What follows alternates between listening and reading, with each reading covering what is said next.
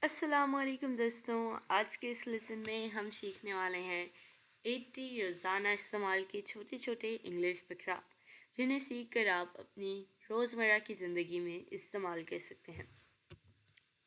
جھانکو مت، don't پیپ، don't پیپ۔ اسے ٹھیک کرو، فکس دیٹ۔ تھوک دو، اسپٹ آؤٹ۔ اندر ہی رہنا، اسٹے انسائڈ۔ بیٹھے رہو، کیپ سٹنگ۔ آپ کو بھی، یو ٹو۔ بحث مت کرو، ڈونٹ آرگیو۔ جاگتے رہو، اسٹے اپ۔ نیچے رکھ دو، پٹ ڈاؤن۔ اس سے ملو، گریٹ ہر۔ انتظار کرو، ہینگ آن۔ اٹھاؤ، پک اپ۔